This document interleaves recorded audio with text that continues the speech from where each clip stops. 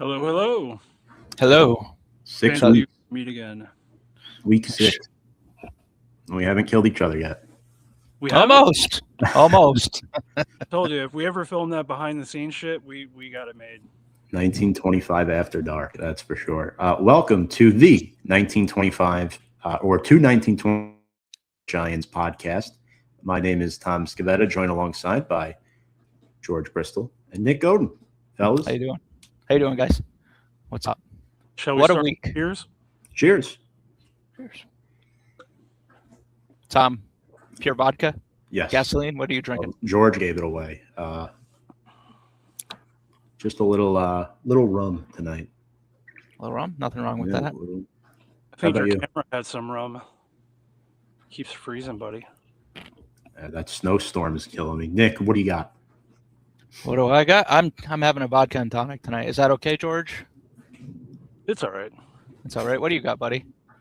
I have a Corona because I wish I was somewhere with a beach. I think we all do. Yeah.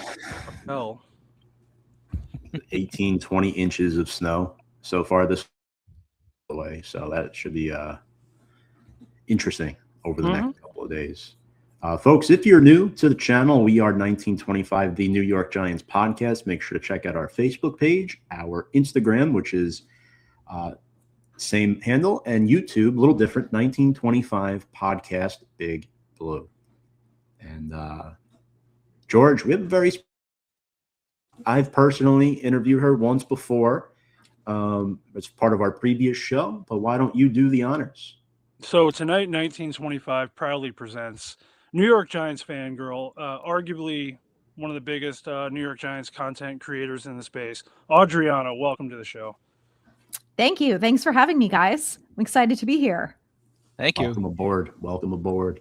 So tell us a little about yourself for those who might not know. I doubt they don't, but go ahead. So there's a lot of confusion about like where I live and everything like that. So I am originally from New Jersey, which is why I am a Giants fan. My grandfather was a season ticket holder. I grew up in North Jersey. I live in Connecticut now. So I've been a diehard Giants fan my whole life. I grew up with 3 brothers. My uncle went to the Super Bowl in Pasadena. Like I said, my grandfather was a season ticket holder. He used to take my mom, myself, my brothers, my cousins to the games, the whole thing. So I had moved to Connecticut in the end of 2020 during the Joe Judge, Dave Gettleman cluster. And, you know, I have a family group chat with my uncle, my brother, and my cousin, where basically all we do is talk about the Giants 24/7 and how much we hate them. And during that time period, I was like, well, I just moved to Connecticut. I don't know anyone. My husband is a Pats fan, so he doesn't give a shit about me complaining about the Giants all the time. So I was like, I need to figure out a way to meet local friends. It's like during COVID, everyone's in their houses. I'm like, there's got to be people around here who like want to talk about or watch the Giants together, like at a bar on a Sunday. But I didn't know anyone and I have a background in social media. So I was like, let me start here. I'll start with an Instagram. So I just created the page and started posting about the Giants. And then when free agency and the offseason came and, you know, Jordan is posting about this person's contract, but Dan Duggan is saying this and Art Stapleton is saying that, I'm like, why do I have to go to 17 different beat writers page, plus the Giants.com, plus Mike Garafolo, plus all these people to try to find like the one thing that I'm trying to look for? So I just was like, well, I'm going to make one page where it's all of it. And I have never really liked Twitter. So I was like, it's not going to be here. So I just did it on Instagram. And then I started posting all about contract updates and the draft and stuff like that. So it kind of started with that, and now it's become a little bit more than that, but it's fun, even, you know, though the Giants suck. But I've met a lot of other Giants fans locally. I met a really great friend who lives in Stamford, and we've worked together on a lot of Giants stuff. We've gone to games together. So it's just been really great to be in an area where there's a lot of other Giants fans around, and I get to hang out with them and talk to them about, you know, we can commiserate together about this team. Misery does love company. Yes. We love that. And we kind of do the same thing, you know? I mean, 6 years of this for me. George, you've been talking bad about this team for decades. Nick, I think we all have our hand in the pot a little bit. And oddly enough, first, you said your husband comes from a Patriots fan, John Suggs. Hello, how are you?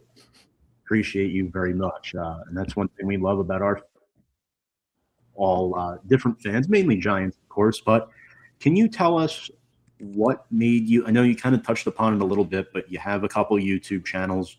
What made you decide to become a content creator specifically, and sort of like the evolution of these YouTube channels and how they're different? So sometimes I regret it. I'm not going to lie there, but I started with Instagram because I was like, I have a background in social media. I know how to use the platform. Like I know how to do reels and stuff like that. So that was my first foray into it. And then when I started picking up steam there, Instagram allows a max of like 3-minute videos. And I would be recapping a game and I'm like, well, 90 seconds to 3 minutes is not enough for me to talk about everything that went wrong during this game, and then you're talking about the draft. And I just was like, I can't get all of this into one video. And at first I was like, do I need a podcast? Like everyone and their mother has a podcast. I already listened to 7 different Giants ones. Like, do I really need one? And then it just got to the point where I was like, I can't say the things that I want to say and get into the nitty gritty with this team on Instagram. Like I need to do it somewhere else.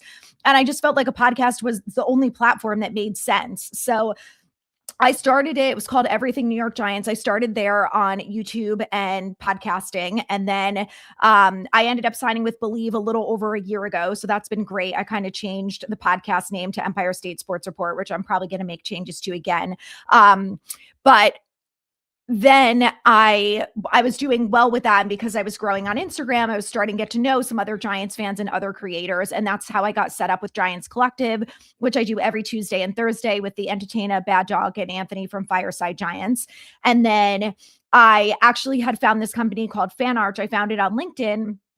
And I just submitted an application and I interviewed with them and ended up getting picked. And that's a YouTube channel called Giants Latest, where I do 5 videos a week, Monday to Friday. And they're just 8 to 15-minute videos, kind of like talking about the Giants and whatever I want to talk about. So this week is the combine and free agents and stuff like that. But it's all been really fun because I love this team and I'm so passionate about them. And it's great to have these different types of avenues that I get to talk about all of it with. And I'm just waiting for the day for them to start winning. So it's more fun because it's fun, but it's also very frustrating and anger inducing. So I just want to get to the fun part at some point, which I started the podcast in 2022. So I've had one good year. Everything else has been awful. So it'll turn around at some point. Wishful thinking. Did you ever think it would turn into this where you've got over 30,000 followers at this point? I mean, it kind of took off very quickly. Yeah. I mean, my hope was that someday it would get there and I would be able to monetize it. But I kind of was like, you don't really know what to expect, right? And you just don't know how things are going. I've had my fair share of comments of people being like, you don't know what you're talking about and you got this wrong and this and that. And like, why would I listen to a woman and like stupid stuff like that? But the majority of the people that I DM with and comment with on a regular basis are very supportive, kind men who are like, I think you do a great job and I like what you have to say about the Giants. So I, again, because I have that background in social media, like I know the advantages of monetizing it. And I had a 9-to-5 in social media forever. And then I got laid off back in August. So since then I've been like, okay, well now I like really have to monetize this because I have bills to pay. So I'm trying to take it to the next level since then. That's awesome. Are you drinking alcohol by any chance? I'm not because I'm doing dry February, which I wouldn't really I mean, it's not that awful. It's the shortest month. Yes. My husband was like, wanted to do it in January, but we had my dad's retirement party and we both had work trips and we were like, this is never going to work. So then he pushed it to February and I was like, shortest month. Okay, fine. We can do it. It'll be worth it. So did your husband's doing this right now too? Yeah. So basically it was his idea. And I was like, I'll do it in solidarity with you because I'm nice. I asked, so he was sober during that shit show of a Super Bowl? Yes. I got to tell you, that was very enjoyable for me. It really was. Me too. Everybody here. Yeah. I mean, honestly, fuck the Pats. Those poor guys, they had to wait, 4 years before they had another chance of being good again? And unfortunately, they have the Eric Flowers of left tackles right now, which I was happy to see it. Will Campbell get demolished that day. That tight end was getting his ass whooped too. They all were. The only saving grace from that team was the corner. Gonzalez had a great game. Yeah, he had a great game.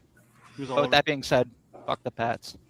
Absolutely. So, what was the first post that got a real strong fan reaction? I know it might be tough to remember one, but do you remember, like, maybe if it wasn't a post, like a specific moment? So I remember on TikTok, oh God, was it before? It was right when I think it was right when they hired Dable. I did this video and it was like 3 reasons to be excited about the Giants in the upcoming season. And it was like because they hired Dable, I don't even remember what the other reasons were. It might have been like some of the players that they drafted or something. There were like reasons why I was optimistic about that season. And then it blew up on TikTok because everyone was like, the Giants suck. You guys are going to suck. Like, you're an idiot. And I was like, what the hell? I think I gave some pretty good reasons to be optimistic. So that one didn't go. It was funny that it like blew up, but like not in a great way. And then on Instagram, I don't think any of my videos like really took off until I did one that was Thanksgiving, I think, of 2023 or 2024. I don't know how long it was ago at this point. I think it was 2024 maybe. And it was that trending video that was like, we're Germans, like this is what we do, stuff like that. And I did one like we're Giants fans and this is what we do. And I took shots at Central Jersey because I'm from North Jersey and South Jersey sucks and Central Jersey is also sucks. So like no one gives a fuck about it. And then I was like talking about how the Giants are blue collar because they were going on this whole thing about how, you know, like we're blue collar and tough and whatever. Anyway, that blew up. And that was like the first video that I was like, oh shit, like I can like, I don't know how this happened, but like you can go viral on this app magically. Like now I see how other people have done it. So that helped. And that was able to kind of like get me, I think, a little bit more like exposure than I had prior to that. So what would you say is the hardest part of being the content creator? I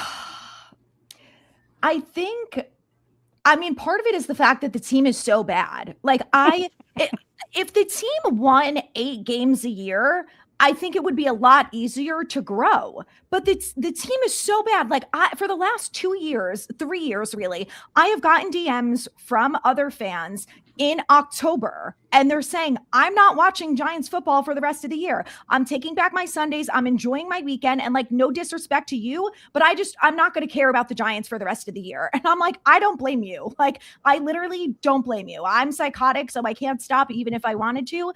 But if I had the ability to just be like, I don't care about the Giants and I'll do something else on Sunday, I would, because they've been so bad. So I think that's a really big part of it.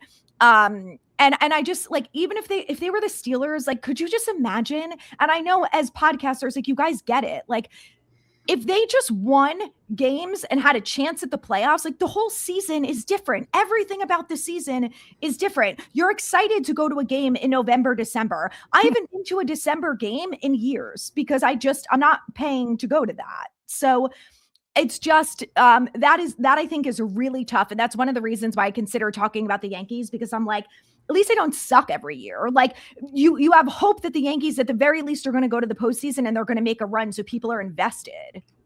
Right. They let us down too, though. They actually tease us a bit more. Yeah, I'm telling you, the Aaron Boone era is tough. Like I think Aaron Boone is and so far. He's the worst manager, and I'm so pissed at them that they kept him. He's got dirt on something. I'm telling you, he has dirt on somebody in that organization because he survives everything. Mm-hmm. Yep.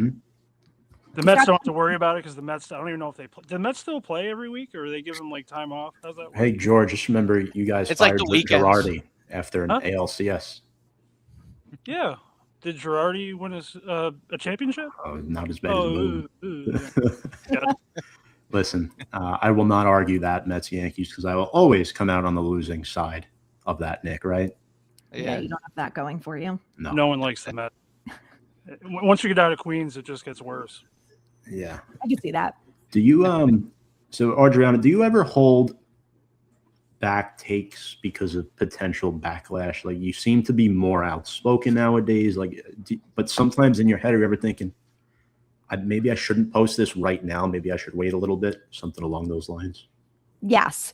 And now the gloves are off. I would say when I first started, I was really focused on being like, I was always make sure that I shared the facts from the reporters. So I'd always say, like, Dan Duggan with the contract updates and stuff like that. But I wouldn't add a ton of my opinion because I was like, I'm just here to present people with information.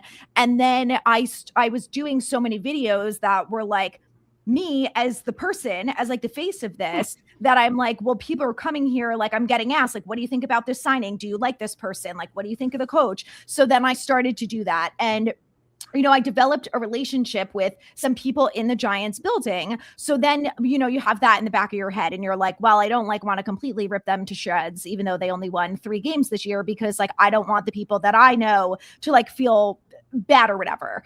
And they're not stupid. Like, they watch all the games, like they know, but it's still just like, you don't want to rub them the wrong way. And then in the last year or so, I've just have been like, I literally don't give a fuck. You are like, no one from the Giants pays me. I don't get special treatment. I don't have a press pass.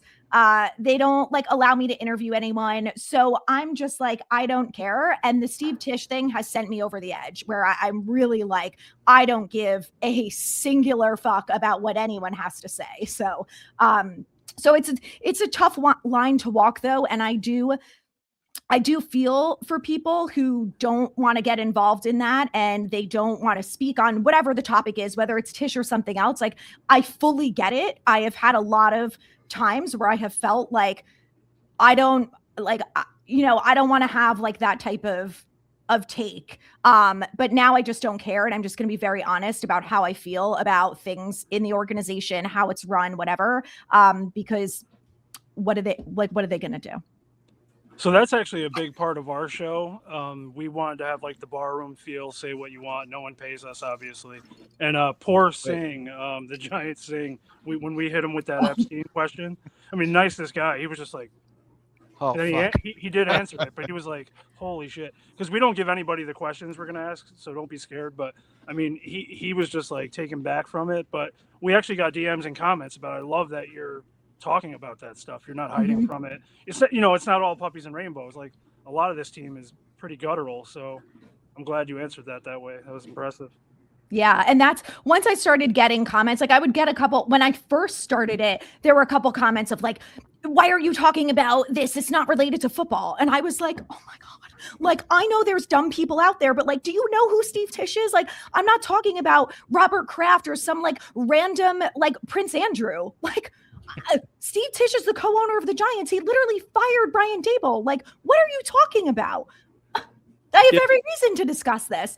And then I got a lot, most of the feedback was like, don't stop, keep talking about it. Like, I had a couple videos about it go viral on TikTok. A majority of the comments were like, get him, girl. Like, don't stop talking about this. Like, we cannot let this sit and just act like nothing is happening. So I have like a 7 or 8 part on TikTok where it's just me talking shit about Steve Tisch and reading fucking emails. And I went off on the Giants on my podcast today because I was like, I'm done. I don't know if you guys saw that fucking Paul Schwartz article that sent me over the edge. I was just like, I am like, I literally hate this organization right now, which is sad, but I really felt bad for John Mara and all that, because with everything he has going on, you think about this past year, the firings, the plane going over the Meadowlands, his health, the most important part. And then could you imagine the meeting he had to have with Tisch after that? Like, you motherfucker, like, with everything I got going on, I need this like a hole in the head, dude. Right. My thing though is like, they made it a whole thing that they brought in Chris Mara. So like, let Chris Mara shield John and let him deal with it. You know what I mean? Like, this is his job now, right? He's the successor. He's involved in all these meetings. He was the one who was working out the plane and going down to Baltimore and having all these meetings and stuff. Like, let him deal with it, No, absolutely. Yeah, they're fucking not doing anything. They're not talking about this at all. It's like, the dude's a fucking creep. I mean, you've talked about the emails, you've seen it. Fuck him. Yeah. Russell Wilson had the best response though. He was like, all I wanted was a plane, man. That's all I wanted. I found out he was a creep. I got the fuck out of there. Like, nope. One of my favorite like stupid sayings is "not today, Satan." And hearing that from Russ, I was just like, I can picture him with all his like, he's very into God and he's religious and whatever. And I can just see him being like, the devil is not getting to me today. Like, not today, Satan. And I was just like, I love you, Russ. Great answer. Now, have any members of the Giants reached out to you at all? Like players, anything like that? So I kind of. So a couple years ago, I did like a Q&A and I did like the sexy Dexy dance and I tagged Dexter and he liked it and said great job or something. And then Burns follows me back and he's liked like a couple of my reels and stuff and the same on TikTok. And I got to meet Bobby O. So I met a couple players at training camp. But then this year was really cool because Bobby O had followed me a while back and I would like occasionally DM and like his stories and stuff like that. But when his manager reached out to me and said, we're doing an event at Bobby's house. It's an auction. Do you want to come? And I was like, hell yeah, I do. So I went to that and it was back in October, and part of the whole night, the celebration, was the Giants announcing that he was their Walter Payton Man of the Year selection. So it was really, really cool to be a part of that. Like I got to see Bobby's reaction. His parents were there. It was a really, really sweet night. And I had the opportunity to interview him. And he is so great. And there's such a big conversation about, well, if the Giants just cut Bobby O, they can free up cap space and whatever. And I feel so conflicted about it because I've met him. He's an amazing person. Like he's such a great person in the locker room, a leader. Like there's nothing not to like about him. That I also think he's a great football player. And I think that the lack of good linebackers next to him, I think our god awful defensive coordinator, like I just think there were a lot of things that did not help him this past year. And I think what we saw in 2023 was like the real Bobby O. So, I think we saw a lot of good players when Wink was the DC, but that's a different story. You got to be careful with some of those linebackers next to Bobby Okereke because the guy next to me likes some of them. You gotta be careful. Yeah. Who, Darius Muasau? No.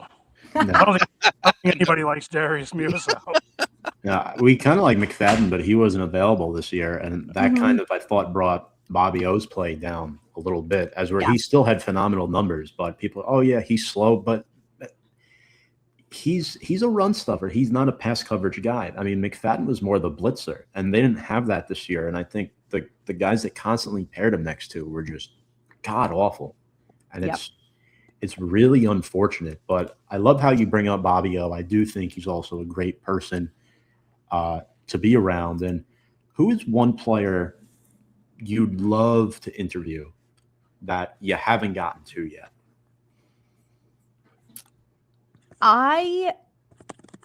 This is tough. There's a lot. I would like to interview Neighbors. I got to see him up close. I was lucky and I got sideline passes from a friend for the season opener in Washington. And I was standing right next to his mom and he came right over. And I didn't realize how tall he was. Like I knew he was, but to see him up close, I was like, damn, he's pretty tall. But I would love to have a one-on-one conversation with Neighbors. Like I will sign an NDA. It doesn't have to be recorded.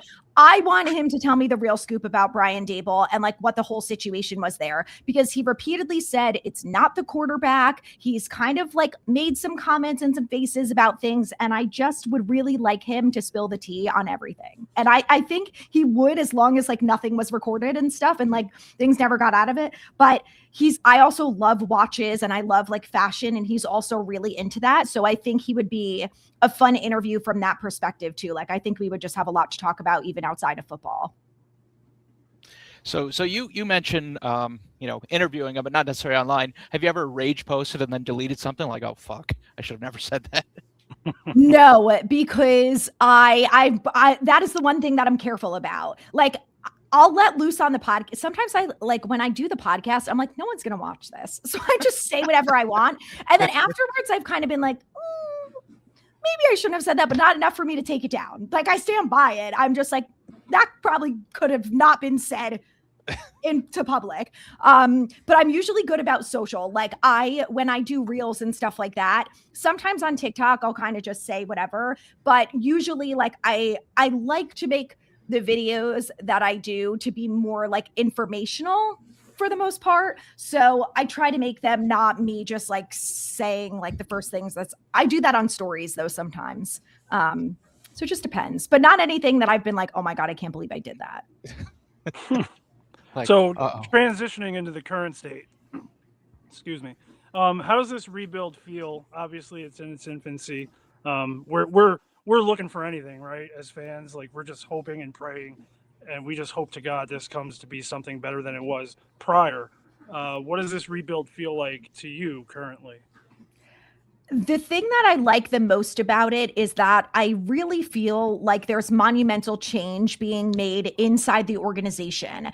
And that's something that obviously has not been done in a long time. And, you know, I think a lot of us have given ownership a lot of grief, rightfully so.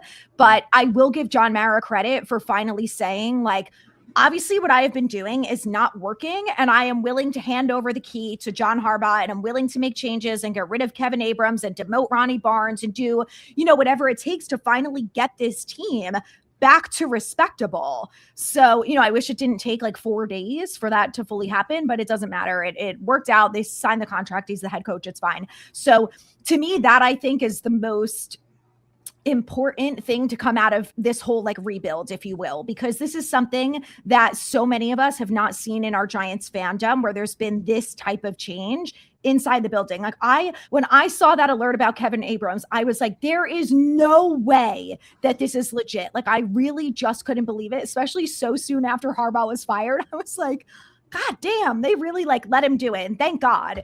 But I'm excited about it. I like a lot of the changes that they made. You know, to me, like the coordinator hires weren't like the sexy hires, but I think they make sense. And I think ultimately, like if you were someone who was really on board with Harbaugh because of the experience, because of the winning record, because of all of that, you have to at some point say, all right, I'm going to trust it and hope for the best, which is what we all did with Shane and Dable, right? You got to give them a year or two, see how things go. And if Matt Nagy and Denard Wilson suck that badly, then I think, you know, we can all be like, okay, like maybe we should, I don't know. Like, yeah, maybe we should be a little concerned about this, but until my thing is like, until they start winning or losing games, all of this is well and good, but it really doesn't matter unless they win. Yeah, I couldn't agree more. With that, you know, we've had a lot of changes. Who's a player you'd like to see stick around out of all this? There's a lot of talk. There's Wan'Dale Robinson, Kayvon Thibodeau's in the rumor mill, even Sexy Dexy. He's being talked about. Yeah. Who would you like to see stick around? I'm really ride or die for Jermaine Illuminor. I just think that we finally got this offensive line to function. You've got a quarterback going into year 2. He's learning a new system. You know, Neighbors and Scat are coming back from injury. Like, if you do not re-sign Illuminor, and same thing with GVR, what are you doing on the right side of the offensive line? We've got a new coach. I'm starting to have nightmares about the offensive line again, and I can't deal with it. Like, we had one good year. I'm like, can we just extend this for more than 1 year? And I know there's a lot of questions of like, well, we don't know if Jermaine Illuminor fits the blocking scheme and this and that, whatever. And, you know, ultimately, if they decide to go in a different direction at the tackle position, I get it. I'm sure it's because they're going for a certain scheme or whatever. Or, you know, if he's dying to reunite with Brasillo and there's nothing that they can do about it, then so be it. But if it comes down to money, like if that's what we find out the reason is why he doesn't sign, I'm going to be really upset about that. So I'm just like, if he wants to stay, figure it out. Like, just do it. I was shocked they got rid of Carm, to be honest with you. That really blew my mind out of all of this, because it's not like he's a guy that's going to, you know, demand a lot of money, I would think. But that really shocked me, because he kind of spun that line around, I mean, in my opinion.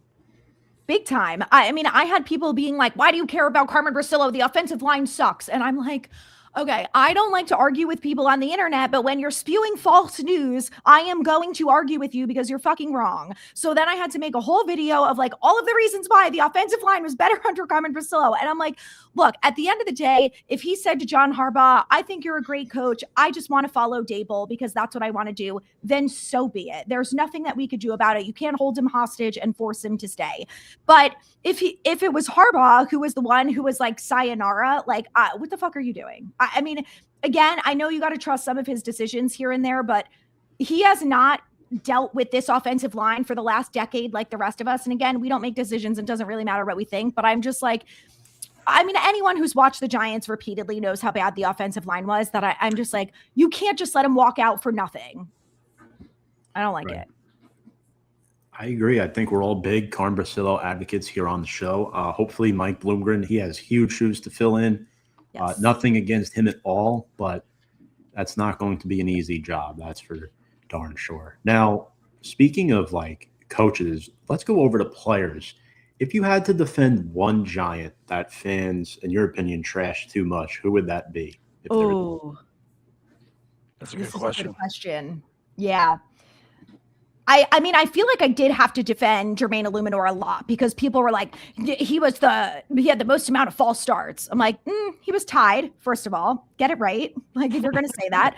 And second of all, he also was top 10 in the NFL in pass block win rate as a tackle. So, like, you know, he's not perfect. He said he would work on the false starts. It's fine. But who else have I really defended a lot? Maybe Cor'dale Flott. Like, I've been a big Cor'dale Flott fan, and he's a guy that I really would like to see them re-sign. I think we have so many issues at the cornerback position that I think that they're in a good position to re-sign him. He's coming off the best year. They have a new great defensive backs coach coming in. They have Denard Wilson, who has experience as a DB coach. Like, I have high expectations for this secondary and them turning it around this year because of all the coaches that they brought in. And I think when you have Cor'dale Flott, who's like 24, he's a baby. He's going to be entering his prime. He's coming off his best year. He's got better coaching, better scheme. Like, he's only going to get better. That I really would like him to stick around too. And I feel like I've defended him quite a bit. So who was one player you were completely wrong about? Like, in your head, you thought they were going to be one way, and then they ended up making you... Okay. Tyler Nubin. I liked the pick at the time. I did feel like it was early, but listen, I was listening to Nick Saban, who's like, he's the best safety in the draft. The Giants did a great job with this one. I'm like, oh, amazing. And I thought that he was going to lead. I had predicted going into the season that he was going to lead the secondary with the most amount of interceptions. And that was obviously way far off. Yeah, he fell back a little bit. Honestly, he looked better his rookie year to me. But again, this defense, I don't think that defense really recovered from the whole Wink Martindale, Brian Dable clusterfuck. Whatever happened there, you know, even as much as having the 24 on the clipboard and then, you know, being out of there 24 hours later, I thought that was genius. I was kind of a Wink Martindale fan in that. No, I'm being serious, Tom. That defense, you got to think, they were hard hitting, they were crashing, they were blitzing. They were playing with a lot of fun. Thibodeau looked way better. Certain guys just responded to that. Bobby O, too. Bobby O had a great season. Yeah, they were fun, lots of turnovers. Banks looked better. I mean, I could just name basically everybody looked better under that defense. And then when we went to that other disaster, that safe zone bullshit, whatever that was, I think guys just kind of got sick of it, and they're like, I don't even know what to fucking do anymore. Yeah. I don't know. I thought we looked pretty great. So with that being said, if you were given power for the day, if you were the owner, what's the first change you would make? Oh my God, I have a laundry list of things. Number one, I would force Steve Tisch out. And I know that I can't really do that as the owner, but I would try. I would call the NFL Roger Goodell and be like, you better open that fucking investigation right now, you lazy ass. No, I would bring in Christian Wilkins. This is my new thing. I'm like really riding for the Christian Wilkins train. I think when it comes to free agency, there are a lot of guys that I want to see them re-sign, and I am hopeful that they will. But we have been atrocious at stopping the run. And I don't care what type of system you run, you have to be able to stop the run on defense. And I just think that Dexter Lawrence with Christian Wilkins and then Brian Burns and Abdul Carter, like, no one is stopping us. And I did say that last year, but like, Christian Wilkins is actually an elite run defender. And I really like Abdul Carter. He's another guy that I defended tooth and nail this year. I really just think like he would make an immediate difference to this defense. I don't think he's going to command a lot of money. So I think he'd be a great fit here. Him and Dexter Lawrence are best buds from college. I would love it. Now, is Kayvon Thibodeau, is he in part of your scheme? Is he on your it depends on what I could get from him. If I could get a second round pick or better for 2025, I'm trading him because I like Kayvon. I think he's a good football player, but I think the reality is the Giants are not going to pay him. And you cannot have another Saquon situation under Joe Shane. I give him a lot of shit because I'm not so certain that he's learned from his mistakes, even though he repeatedly tells us that he does. If you don't trade Kayvon and then end up letting him walk in free agency, you have not learned a goddamn thing in the 4 years since you've been GM. So I just don't see them. I know Abdul Carter is going to be on a rookie contract, but like, are you really paying 2 edge rushers an assload of money? You're not, especially when you're paying Dexter Lawrence. I just don't see them doing that. So I think you have to think about trading him. It doesn't have to be right now. I think if you're going to trade him, ideally before the draft, so you get a better pick, but if he has a strong start to the season, if you can trade him before the deadline too, like Shane said, he got calls about him last year before the deadline. So if that happens again, I think you really have to strongly consider it. Yeah, no, absolutely.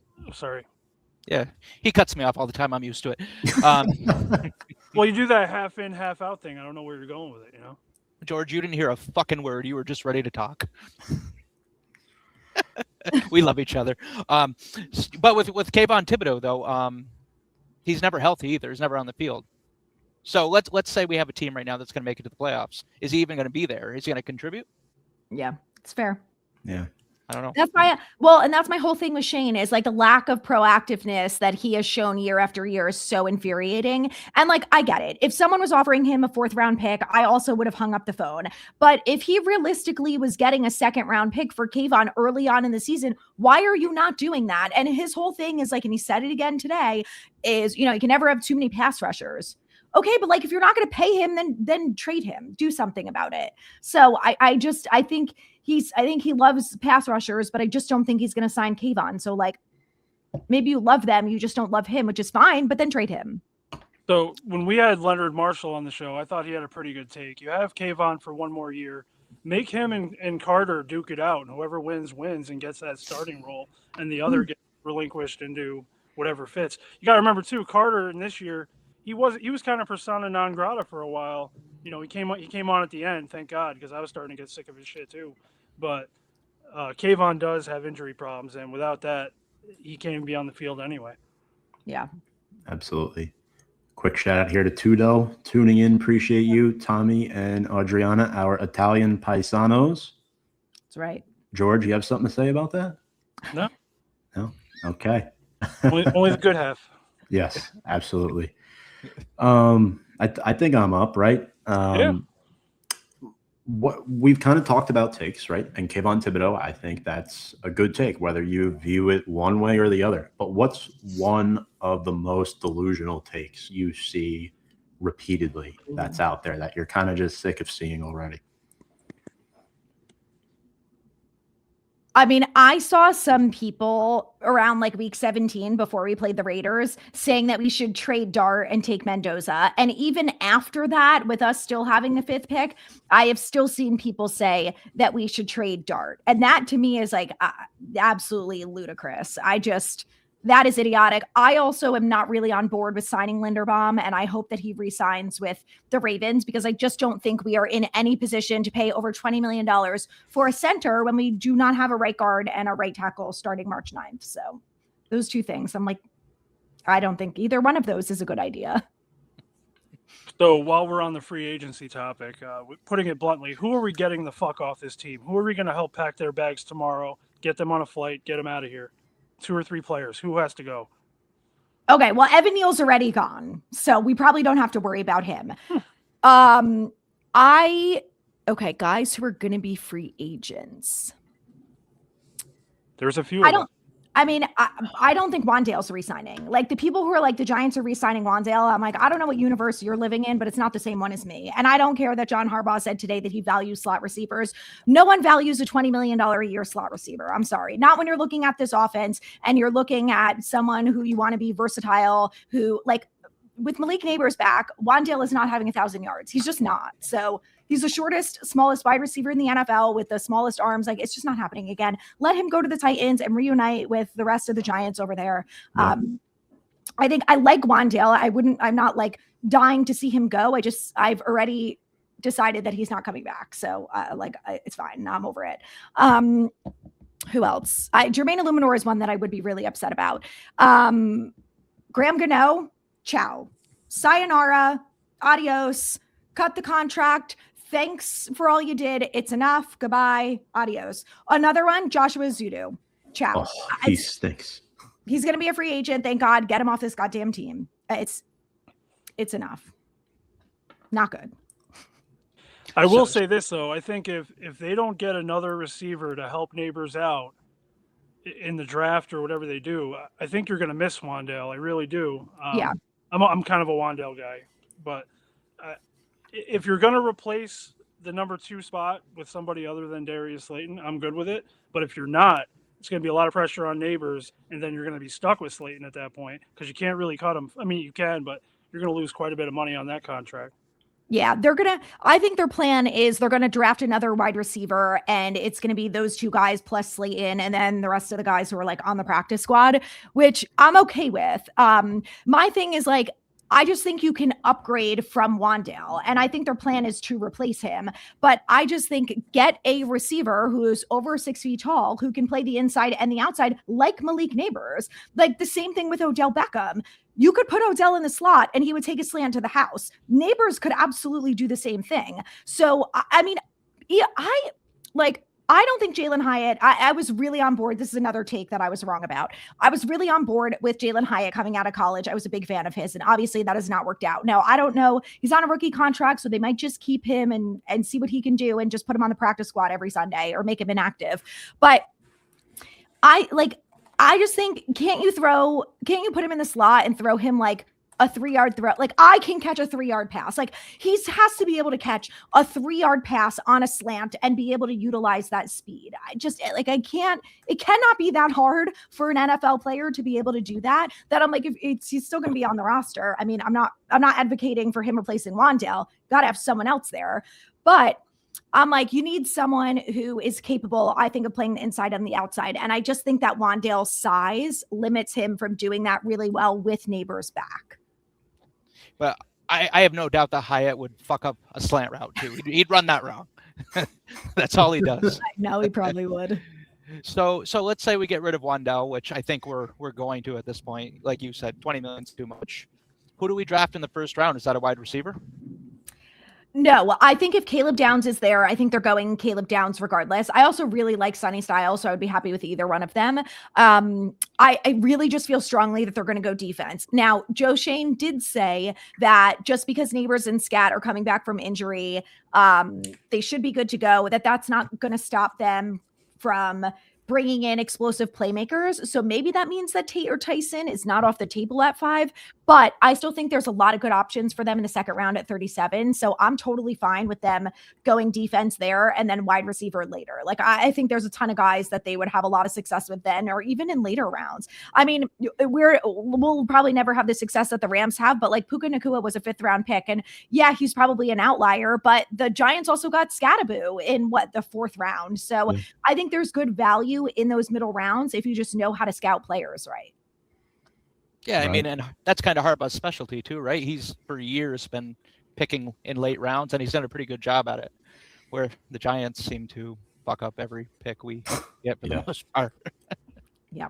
I think too with Denard Wilson, right? You're looking at a Caleb Downs potentially secondary guy who, people are, oh, well, we have 2 safeties, but are they good, right? I mean, Tyler Nubin, his, run defense angles as far as tackling ball carriers has not been great. Javon Holland, had an injury with Miami a couple of years ago, hasn't quite been the same player. So I don't know if I agree here with Cardinal Tate. He thinks we cannot waste the 5th pick with a safety and that we need to draft Tate.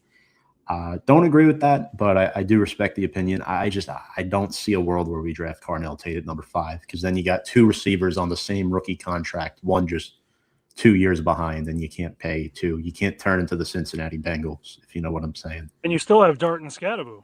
Right. So it's not even a matter of that. You're going to have 5 guys needing to be paid around 18 months apart. Mm-hmm. And it's a problem. And I don't know if I want Joe Shane making all those calls on that in a condensed window, right? So, but this kind of segues into our next segment, Adrianna. I think, excellent job breaking everything down so far. We want to get into the female fan representation. around not just the New York Giants, but, football as a whole. Did you ever feel like you had to, I know we had a comment about this before, which is why I'm asking, you ever feel like you had to prove that football, and why do some people still question women's football knowledge in 2026? The only answer that I have to that is that they're misogynistic, because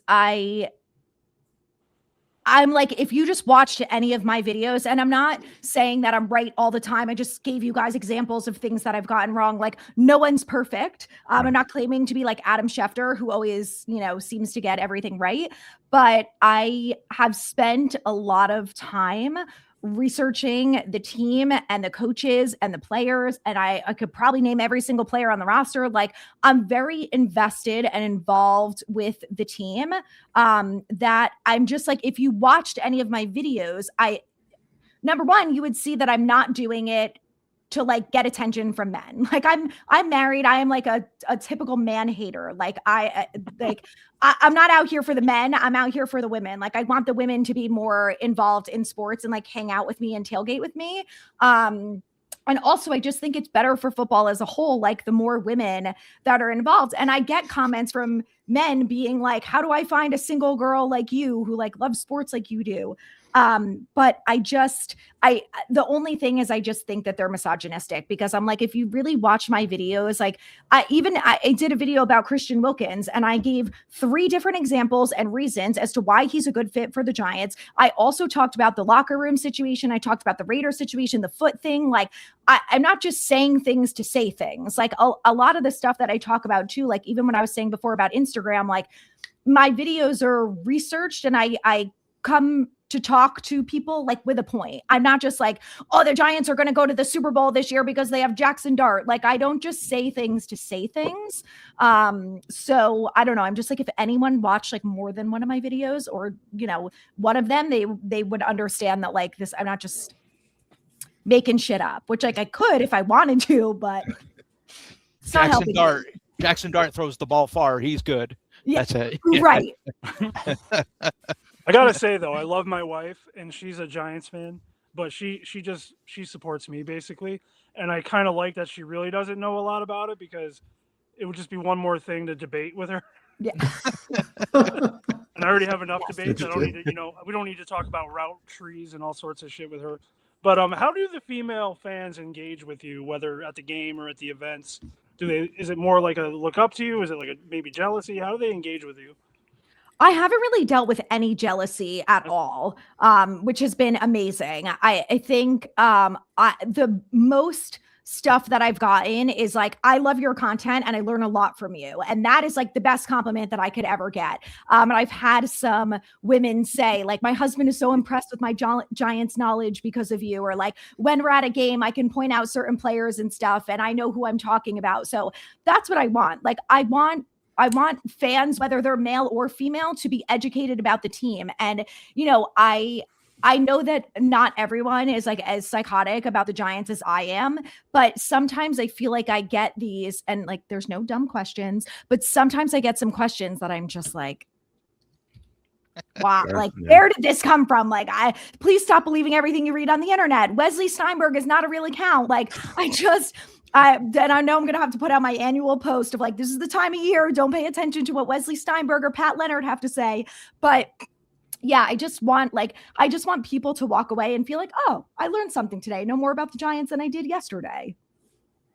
I will say this: you seem to have a devoted following. We started getting messages, how excited they were that by female. I'm like, I didn't know females followed our page, but here we are, and they were all in support of you and how excited they were that you were coming on here. So I think that's really cool, and it speaks volumes of what you're doing.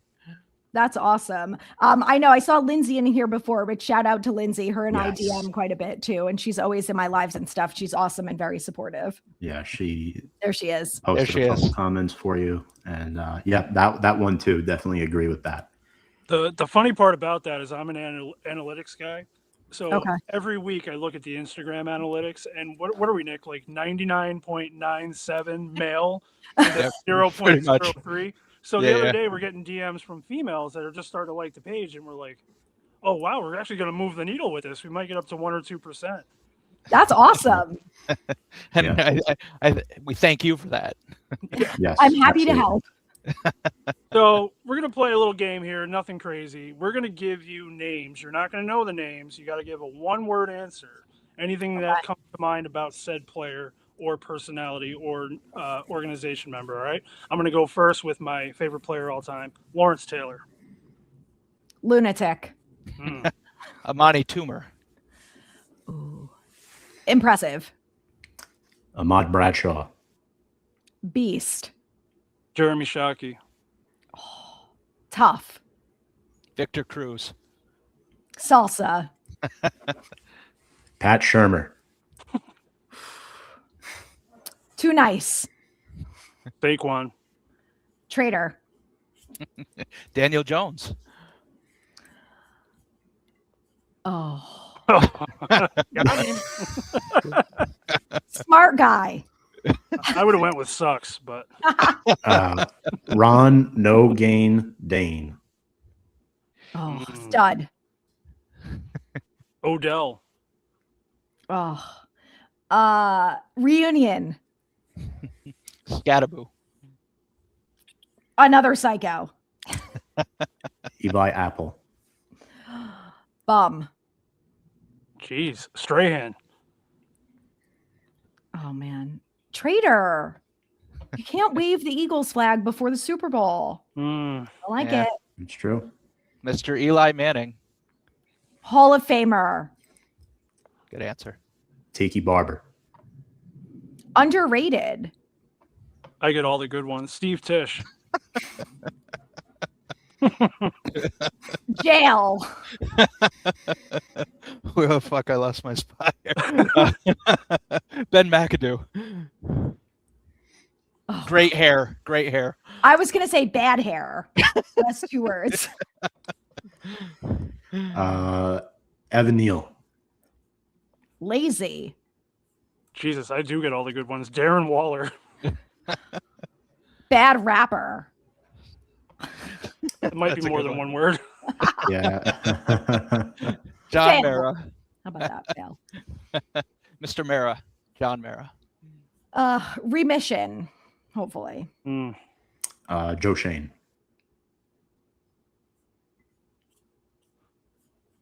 Trying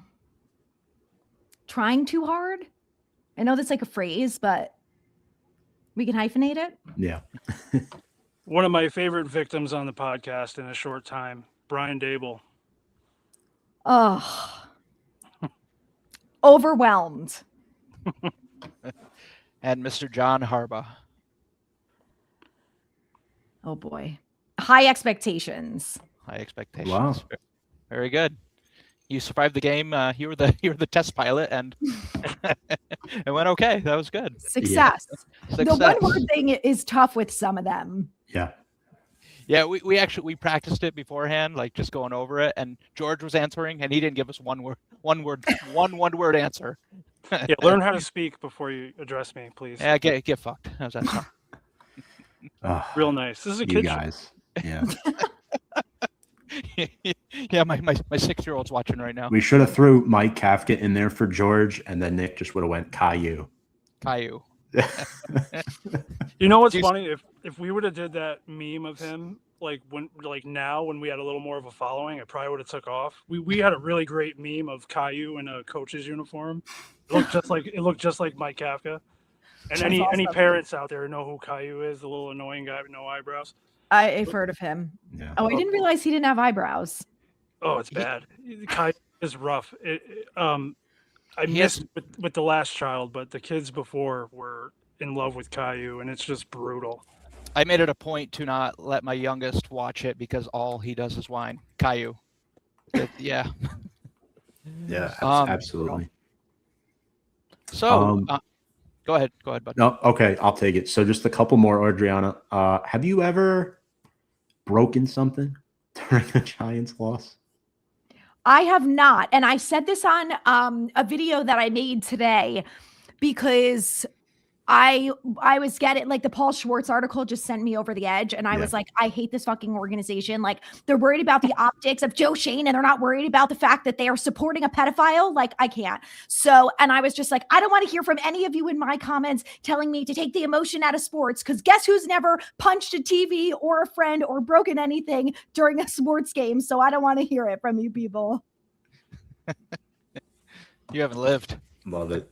So here's George? another lighthearted question. What was your worst New York Giants jersey purchase?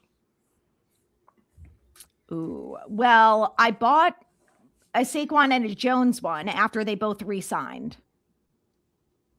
Those are probably the worst ones. George, That's what's your still- worst? My That's worst? awesome. Yeah. All my jerseys are stellar, buddy. Russell I guess Wilson. Tommy DeVito. It was a gift, but Ooh. I don't know. So you want to hear something funny, man? My poor wife.